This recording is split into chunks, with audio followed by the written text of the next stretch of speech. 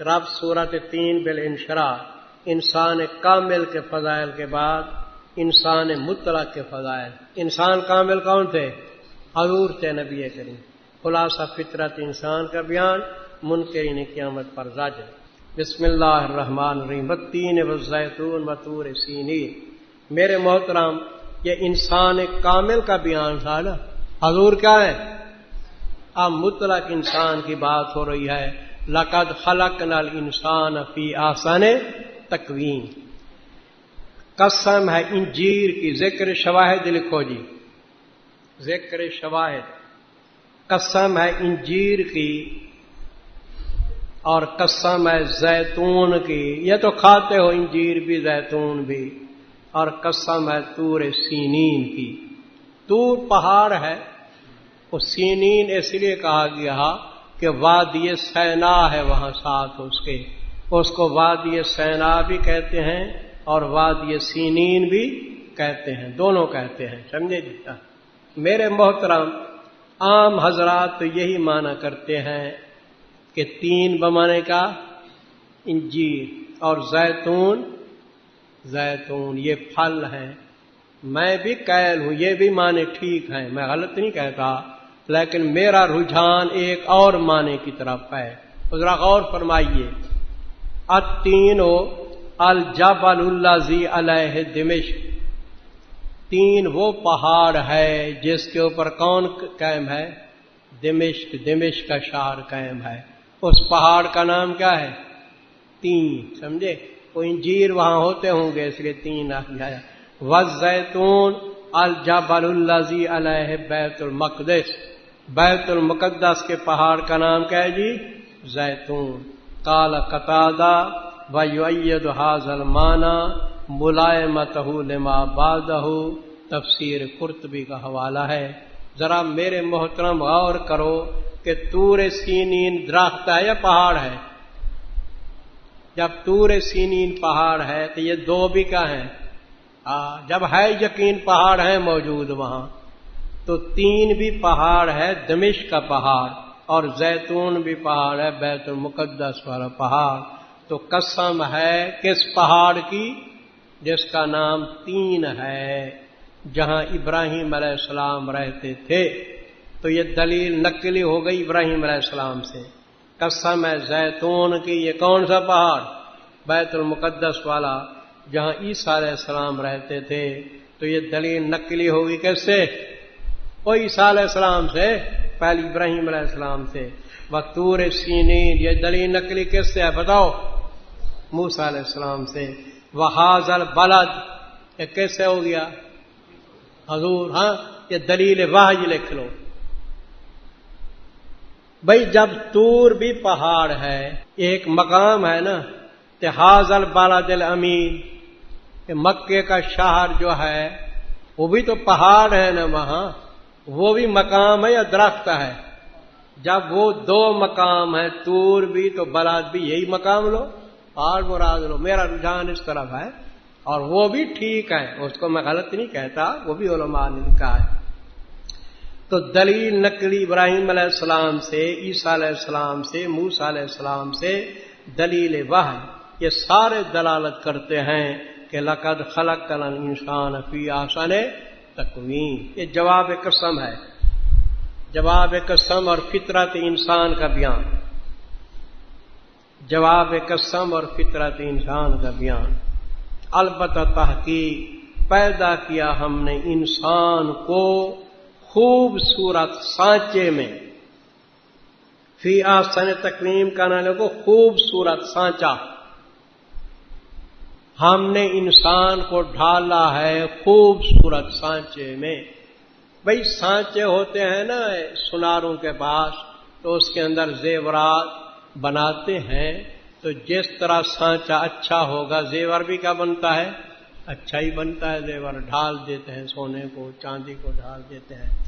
اب بتاؤ کہ ہم جتنی انسان ہیں، ہمارا جو سانچا ہے نا وہ خوبصورت سانچا ہے یا نہیں؟ دیکھو ہمارا سر اوپر ہے، کان ہے، ناک ہے، رخسارے ہیں، ہاتھوں کا توازن ہے، پاؤں ہیں۔ تو دیکھو انسان کا ایسا بہترین سانچہ ہے کہ اور جانوروں کا ایسا سانچہ نہیں ہے۔ اور دوسرا معنی یوں بھی کیا جاتا ہے کہ اللہ نے انسان کو خوبصورت بنایا ہے۔ انسان ایسا خوبصورت ہے کہ سورج بھی نہیں مقابلہ کر سکتا ہے اس کے ساتھ، چاند بھی مقابلہ نہیں کر سکتا ہے اس کے ساتھ۔ کبھی کوئی آدمی سورج پہ عاشق ہوا ہے؟ چاند پہ عاشق ہوا ہے؟ اگر وہ حسین ہوتے آپ سے زیادہ تو کوئی عاشق ہو جاتا۔ نہ سورج کی آنکھیں ہیں، نہ ناک ہے، نہ کولیاں گل ہیں ہاں، تو نہ اس کے لب ہیں، نہ سورج مسکراتا ہے، نہ سورج ناز کرتا ہے، کوئی چیز ہی نہیں سورج چاند کے اندر۔ یہ ساری چیزیں آپ لوگوں کے اندر موجود ہیں۔ تو اب یقین آ گیا کہ انسان کو اللہ تعالیٰ نے بہترین صورت دی ہے۔ ایک واقعہ ہوا تھا منصور عباسی کے دور میں، اس کا ایک وزیر تھا عیسیٰ بن موسیٰ، اس کی عورت بڑی حسین جمیل تھی، اور رات کو عورت کے ساتھ بیٹھا ہوا ہے اور عورت کو کہتا ہے کہ اگر تو چاند سے زیادہ حسین نہیں ہے تو تجھ کو طلاق۔ عورت میں کے چلی گئی ناراض ہو کے کہ میں چاند سے زیادہ حسین تھوڑی ہوں، چاند تو ساری دنیا کو چمکا رہا ہے، میں تھوڑی چمکا رہی ہوں۔ وہ جی میں کے چلی گئی۔ رات کو وزیر صاحب پریشان، صبح کو گئے منصور عباسی کے دربار میں کہ مجھ سے یہ حرکت ہو گئی۔ منصور نے علماء کو بلایا، ہر عالم نے یہی فتویٰ دیا کہ طلاق ہو گئی، لیکن امام ابو حنیفہ رحمۃ اللہ علیہ خود نہیں تھے، ان کا شاگرد بیٹھا تھا، اس نے کہا کوئی طلاق نہیں آئی۔ کیسے طلاق نہیں آئی؟ اس نے یہ آیت پڑھی لقد خلقنا الانسان فی احسن تقویم۔ قرآن کہتا ہے کہ انسان سب سے زیادہ حسین ہے، وہ عورت حسین ہے سب سے زیادہ، چاند سے بھی زیادہ حسین ہے۔ تو اللہ نے آپ کو حسن جمال سے نوازا ہے، لہذا اس حسن کا شکریہ ادا کریں، اس کی لاج رکھیں، اللہ تبارک و تعالیٰ کے لیے فرما برداری کریں۔ دیکھو جی، یقینی بات ہے کہ پیدا کیا ہم نے انسان کو بہترین سانچے کے اندر۔ اچھا جی، آگے دو معنی ہیں، ثم رددناہ اسفل سافلین۔ پھر یہی انسان جب ایمان نہیں لاتا، اللہ کا فرما بردار نہیں بنتا، تو ہم اس انسان کو دوزخیوں کے اندر ڈال دیتے ہیں، دوزخ کے نچلے طبقے کے اندر۔ آگے سمجھ یا نہیں؟ اپنی خوبصورتی کا لحاظ نہیں کرتا، اللہ کی نعمت کا شکر ادا نہیں کرتا، تو اسفل سافلین میں چلا گیا نہیں چلا گیا؟ ثم رددناہ اسفل سافلین، پھر لوٹا دیا ہم نے اس کو نچلوں سے نیچے۔ نچلوں سے کیا؟ نیچے۔ یہ سافلین کہتے جانوروں کو، اولئک کالانعام بل ہم اضل، یہ جانوروں سے بھی بدتر بن جاتا ہے۔ وہ جانور دوزخ میں جائیں گے، یہ دوزخ کا ایندھن بنے گا، تو سافلین سے بھی اسفل ہو گیا، جانوروں سے بدتر، دوزخ میں اپنے آپ کو ڈال دیا، اپنے حسن صورت کی لاج نہ رکھی۔ یہ نمبر ایک جی۔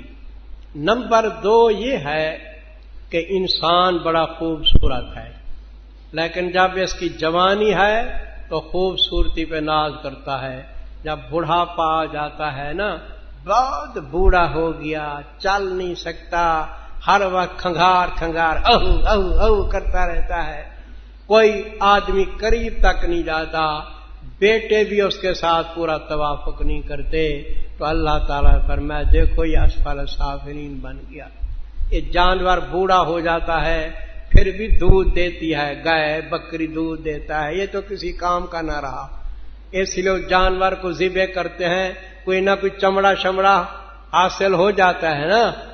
چلو دنیا دار گوشت نہیں کھاتے، غریب بوڑھے جانور کا گوشت بھی کھاتے ہیں، جانور بھی کسی کام کا ہوتا ہے، جانوروں سے بدتر۔ یہ پھر لوٹا دیا ہم نے جانوروں سے بھی نیچے اس کو۔ یہ دونوں معنی سمجھ آئے؟ آگے فرمائے الا الذین آمنوا، ہاں اپنے حسن کی لاج رکھو، مگر جو لوگ ایمان لائے عمل کیے اچھے، ان کے لیے ثواب بغیر مکتوب انتہا۔ فما یکذبک زجر ہے، پس کون سی چیز جھٹلاتی ہے تو اس کو اے انسان بعد اس کے کون سی چیز جھٹلاتی نا مکذب بنا رہی ہے. یہ لکھ لو. یہ انسان کافر جو ہے یہ روز جزا کا مکذب ہے یا نہیں؟ روز جزا کے کیا معنی؟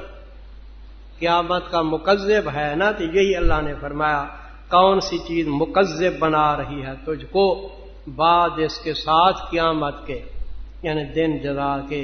کیا نہیں اللہ تعالیٰ احکم الحاکمین اس کی دربار میں تو نے جانا ہے لہذا مکذب نہ بن قیامت کا. یہ جی کیا تھا؟